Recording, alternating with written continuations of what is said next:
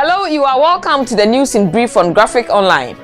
In the headlines, how the 2021 National Science and Maths Quiz champions were crowned. Parliament concludes debate on the 2022 budget. Government expresses commitment to grow economy at a faster rate. And youth protest against 2022 budget. And now the news in brief. The Great Hall of the Kwame Nkrumah University of Science and Technology today hosted the final of this year's National Science and Maths Quiz.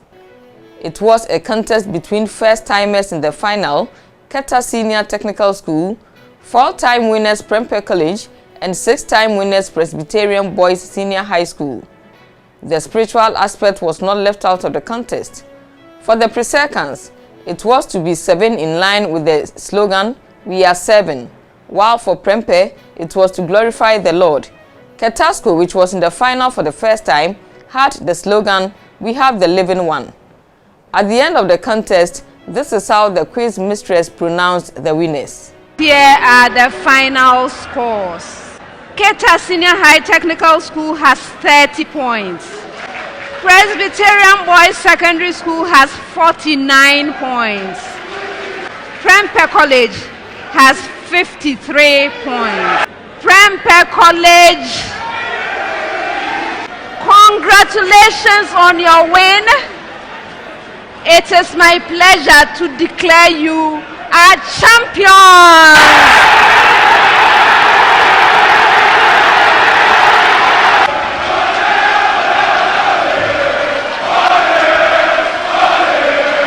Parliament concluded the debate on the 2022 budget statement and economic policy today. This followed an appeal by the Finance Minister, Mr. Kufuor, to the majority and minority caucus to approve the budget. Prior to the start of proceedings today, the Speaker of Parliament, Mr. Alban Bagbin, suspended a sitting for more than an hour. This was because members of the majority side were not in the chamber for the conclusion of the debate. The majority side said they needed a 30-minute caucus meeting before coming into the chamber.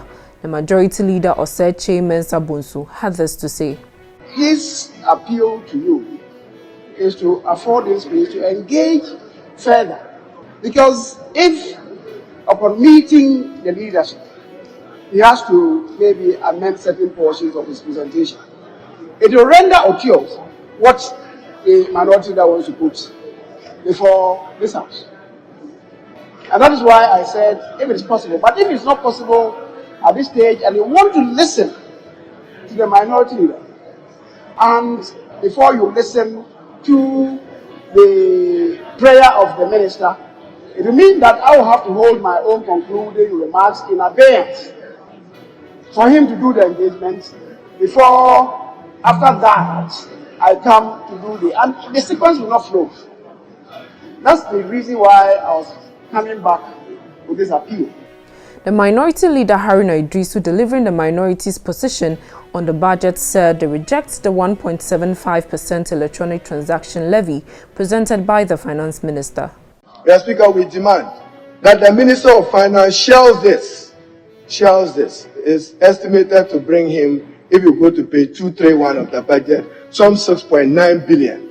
Assuming that his deficit number of 37 billion is right. If you add another 7 billion, that only brings it to 44 billion. I'm just assuming. Therefore, Mr. Speaker, the e-levy, Mr. Speaker, is going to turn our country's progress backwards.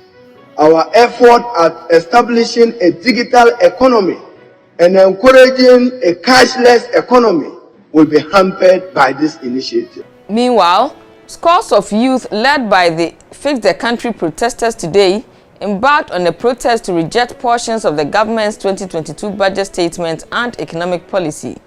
According to the protesters, aspects of the budget on taxation will not help the progress of Ghanaians. The protesters began a protest from the Tema station in Accra and headed towards Parliament House to present their petition to Parliament. The protesters cited the electronic transaction levy of 1.75% as one of the taxes that will hurt the economy and bring more hardship to Ghanaians.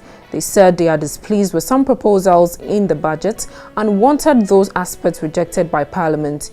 The protesters began a protest from the Tema station in Accra and headed towards Parliament House to present their petition to Parliament.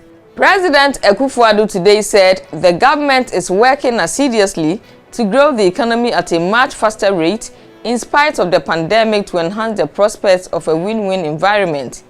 He said the move was to engender an environment where companies do not just survive but actually thrive. President Kufuor made this known where he opened the Ghana-Norway Business and Investment Forum in Accra. It was on a theme, Reconvene, Reconnect, Re-engage.